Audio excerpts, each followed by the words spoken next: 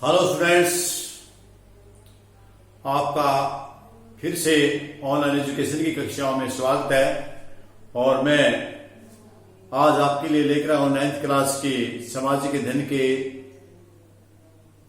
नागरिक शास्त्र या राजनीतिक शास्त्र का पाठ नंबर 5 का थर्ड पार्ट।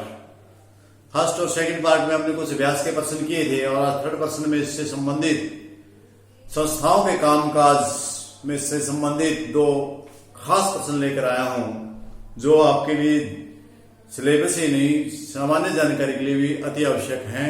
आज आप इनका ध्यान से अध्ययन करेंगे। आओ हम करते हैं इन प्रश्नों पर चर्चा। पहला प्रश्न है, भारत के राष्ट्रपति का चुनाव तथा शक्तियां लिखें। स्टूडेंट, जैसे कि आपको पता है कि भारत का प्रथम नागरिक राष्ट्रपति होता है और राष्ट्रपति से देश का वास्तविक राजा होता है और राष्ट्रपति के नाम पर देश का शासन चलता है। राष्ट्रपति के बारे में आज हम उसके चुनाव कैसे होता है, कौन करता है, उसके लिए क्या योग्यताएं होती हैं और उसके पास कौन कौन सी शक्तियां होती हैं, इन बातों का वर्णन करेंगे। ये आपका डायरेक्ट प्रश्न भी पूछा जा सकता है, छोटा प्रश्न भी पूछा जा सकता है, जिस प्रकार भी पूछा जाए वो आपको देना है, क्योंकि इस प्रश्न के माध्यम से हम आपको उसकी योग्यताएं, उसके चुनाव की प्रक्रिया और शक्तियों का वर्णन करेंगे। सबसे पहले स्टूडेंट्स हम चलते हैं कि भारत के राष्ट्रपति की चुनाव, एक चीज चुनाव पूछी है तो दूसरी शक्तियां पूछी है और तीसरी हम बता देते हैं आपकी योग्यता। भारत का राष्ट्रपति भारत का प्रथम नागरिक होता है, ये बात मैंने आपको ऑलरेडी बता चुका। इसकी निम्नलिखित योग्यताएं हैं, कौन कौन सी योग्यताएं। नंबर 1, और भारत का नागरिक है। सर्वप्रथम तो यही योग्यता है कि वह भारत का नागरिक होना चाहिए। जो भी राष्ट्रपति बनना चाहता है या जिसको बनाया जाना है वो भारत का नागरिक होना चाहिए, बाहर विदेशी नहीं होना चाहिए। नंबर 1। नंबर 2, उसकी आयु 35 वर्ष या 35 वर्ष से अधिक होनी चाहिए, इससे कम नहीं होनी चाहिए। 35 वर्ष हो सकती है या इससे अधिक हो। और तीसरी बात है, लोकसभा का सदस्य बनने की सारी योग्यताएं रखता हो, यानी जो लोकसभा का सदस्य बनने के लिए योग्यता होती है सारी योग्यता उस बंदे के अंदर होनी चाहिए, तभी वह राष्ट्रपति बन सकता है। और चौथी है, वह किसी लाभ के पद पर कार्यरत ना हो, यानी कोई नौकरी पैसा वाला ना हो, कोई ऐसे पद पर कार्यरत ना हो जहां से उसको इनकम का सोर्स मिलता हो। तो इस प्रकार ये योग्यताएं चाहिए एक राष्ट्रपति बनने के लिए। इसके बाद हम उसके निर्वाचन और कार्यकाल क्या है। निर्वाचन इसका कैसे होता है, इसका निर्वाचक मंडल के द्वारा निर्वाचन किया जाता है। निर्वाचक मंडल में कौन कौन होते हैं। संसद, हमारे देश की संसद जिसके 2 सदन हैं, हमारे संसद 2 सदन है। कौन कौन से, ऊपरी सदन और निम्न सदन। ऊपरी सदन का मतलब लोकसभा और निम्न सदन का मतलब राज्यसभा। ये दोनों सदन के जितने भी सदस्य हैं, निर्वाचित सदस्य हैं, सारे के सारे उसमें भाग लेंगे। उसमें शामिल है सभी राज्यों की विधानसभाओं के निर्वाचित सदस्य जितने भी हैं। भारत देश में जितने भी राज्य हैं उन राज्यों में जितने भी विधानसभा के निर्वाचित सदस्य हैं, मैं यहां सिर्फ निर्वाचित सदस्य बोल रहा हूं, न कि चुने हुए योग्यता है मंत्री। निर्वाचित सदस्य सभी के सभी इस निर्वाचक मंडल के सदस्य होते हैं जो राष्ट्रपति का चुनाव करते हैं। देखिए फिर मैं बता रहा हूं, निर्वाचक मंडल द्वारा राष्ट्रपति का चुनाव होता है। इस निर्वाचक मंडल कौन कौन होते हैं। संसद के दोनों ही सदनों के सदस्य है, निर्वाचित सदस्य है। सभी राज्यों की विधानसभाओं के निर्वाचित सदस्य इसमें शामिल होते हैं। और इसका चुनाव एकल संक्रमण पद्धति द्वारा किया जाता है। इसको हम एकल संक्रमण बोलते हैं। इस अनुपात के हिसाब से लिया जाता है कि राज्य के विधानसभा के सदस्य, उसका वोट की क्या वैल्यू है, लोकसभा के सदस्य के वोट की वैल्यू क्या है और राज्यसभा के सदस्य की वैल्यू क्या है, उसके हिसाब से इनकी सिस्टम से इनकी गणना की जाती है। इसके बाद हम आगे चलते हैं, शक्तियां क्या है। जो भारत का राष्ट्रपति बनता है उसके पास शक्तियां क्या होती हैं। इसकी स्थिति नंबर 1 तो मंत्रिमंडल की नियुक्ति ही राष्ट्रपति करता है।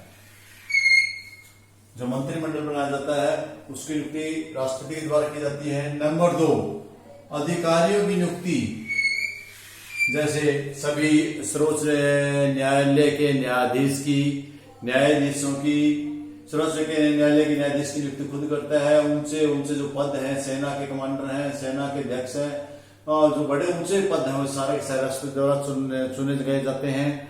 और जो अन्य न्यायाधीश है वो सुप्रीम कोर्ट के मुख्य न्यायाधीश की सलाह पर राष्ट्रपति चुनाव करता है या राष्ट्रपति की सलाह लेकर के वो चुनाव करता है, उनका नियुक्ति करता है। संसद से संबंधी बहुत संबंधी जो ताकतें हैं, शक्तियां हैं, संसद से संबंधी शक्तियां वो सारी इसके राष्ट्रपति के पास होती हैं। कानून संबंधी शक्तियां,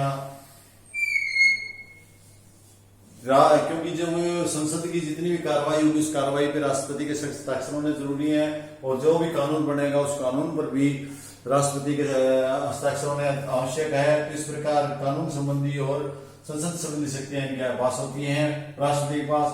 इसके बाद जो आपातकालीन शक्ति, किसी विशेष अवस्था में, युद्ध की में, बाढ़ तूफान या विशेष अवस्था में इसके पास विशेष शक्तियां होती हैं जिसके कारण किसी भी राज्य पर राष्ट्रपति शासन लागू किया जा सकता है या उस देश की शक्ति अपने हाथ में ली जा सकती है।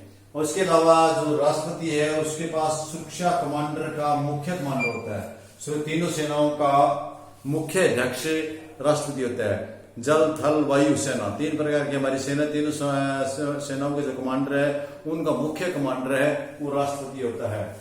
और इसके बाद प्रधानमंत्री की नियुक्ति राष्ट्रपति द्वारा की जाती है बहुमत दल का। जब से मेंबर ऑफ पार्लियामेंट जितने भी अपना इलेक्शन लड़के निर्वाचित सदस्य संसद में आते हैं और जिस पार्टी का बहुमत होता है उस पार्टी के बहुमत दल के नेता को राष्ट्रपति प्रधानमंत्री बनाने का न्योता देता है और उसी को बुलाता है, उसको नियुक्त करता है।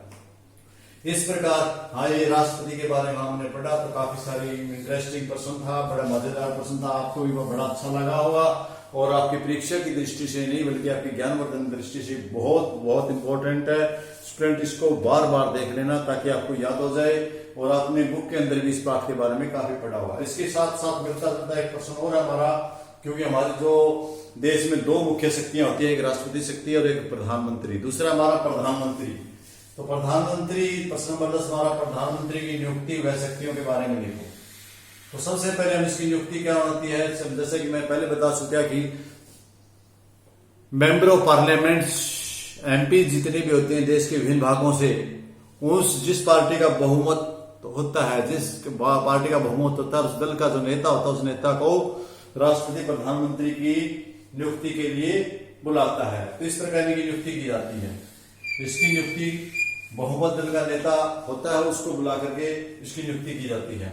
राष्ट्रपति नियुक्त राष्ट्रपति करता है, लेकिन करता किसको है, जो बहुमत दल का नेता होता है, जो जनता से बहुमत लेकर आया है। इसके बाद इसके पास कार्य कौन कौन से हैं या शक्तियां कौन कौन सी है प्रधानमंत्री के बाद वास्तव में कहा जाए तो असली शक्ति राष्ट्रपति के पास न होकर के प्रधानमंत्री के पास ही होती है। राष्ट्रपति से सिर्फ स्टैंप की रबड़ की स्टैंप है, उसको काम जो भी होता है लास्ट में उसके सिग्नेचर मात्र किए जाते हैं। हमारे जैसे लोकतांत्रिक देश में देखा जाए तो असली शक्ति प्रधानमंत्री के पास होती है, उसकी देखरेख में सारा देश चलता है। तो सबसे पहले तो यह राष्ट्रपति का सलाहकार होता है।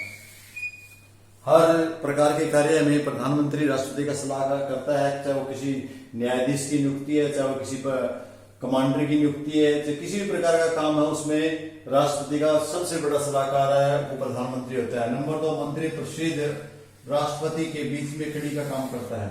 जो राष्ट्र प्रधानमंत्री है वो राष्ट्रपति और मंत्री परिषद के बीच में, जो मंत्री सारे मंत्रियों का मंत्रिमंडल होता है वो और राष्ट्रपति आपस में नहीं मिलते बल्कि प्रधानमंत्री के बीच में होता है, क्योंकि सभी मंत्री परिषद की समस्याओं को प्रधानमंत्री के जरिए राष्ट्रपति तक पहुंचती है और राष्ट्रपति की सारी बातें जितनी भी जो कानून के नियम होते हैं वे सारे प्रधानमंत्री के जरिए मंत्री परिषद तक पहुंचते हैं। तो इसका मतलब ये हुआ कि जो मंत्री परिषद है और आपका राष्ट्रपति है इनके बीच में कौन काम करता है, प्रधानमंत्री काम करता है। तीसरा राष्ट्रपति प्रधानमंत्री की सलाह से मंत्रियों की नियुक्ति करता है। प्रधानमंत्री को ही मंत्रियों की नियुक्ति करनी होती है, लेकिन उसमें राष्ट्रपति की सलाह लेनी जरूरी होती है और राष्ट्रपति की सलाह लेकर के नियुक्ति करते। इस प्रकार ये सारी शक्ति प्रधानमंत्री के पास है। इसके अलावा किसी भी मंत्री का यदि व्यवहार ठीक नहीं है तो उसको हटाने के लिए वह राष्ट्रपति को लिख सकता है या राष्ट्रपति की सलाह लेकर के उसको हटाया जा सकता है। ये पावर भी इसके पास होती है।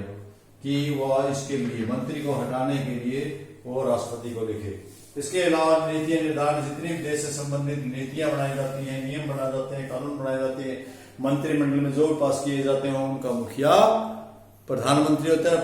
प्रधानमंत्री की देख में देश की नीति निर्धारण किया जाता है, जो देश की इसका मुख्य कार्य है।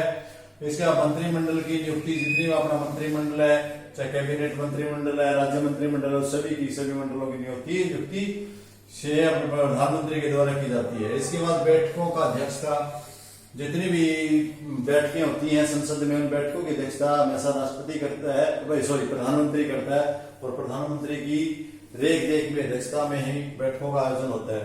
इसके बाद प्रश्न नंबर 8 है, अन्य नियुक्तियों में राष्ट्रपति की सलाह, चाहे वो किसी भी प्रकार की बड़ी छोटी कमांडर करें नियुक्त या जो न्यायाधीश करें, उन नियुक्तियों में ये राष्ट्रपति का सहयोग करता है, राष्ट्रपति का सलाहकार होता है। इसके बाद योजना आयोग का पदेन अध्यक्ष है, वो भी प्रधानमंत्री ही होता है। जितनी योजनाएं बनेंगी हमारी, उस पद का सबसे बड़ी जो अध्यक्ष रहेगा योजना का, वो हमारा प्रधानमंत्री होगा।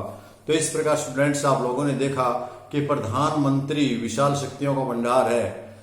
कहने को राष्ट्रपति के पास शक्तियां अधिक हैं, लेकिन वास्तविक शक्तियां यदि हम जाकर देखें गहराई में, तो प्रधानमंत्री के पास होती है। तो स्टूडेंट्स, आज की इस पीरियड में इतना ही काफी। आज की कक्षा में आपने 2 आदमियों के बारे में, 2 पदों के बारे में, एक राष्ट्रपति और प्रधानमंत्री के बारे में डिटेल से पढ़ा। बुक में भी आपने पढ़ा, मेरे ख्याल में अच्छे से समझ में आएगा। इस सभी के लिए आपका बहुत बहुत धन्यवाद। क्लास अटेंड करते रहिए, सीखते रहिए, आगे बढ़ते रहिए। धन्यवाद। जय हिंद।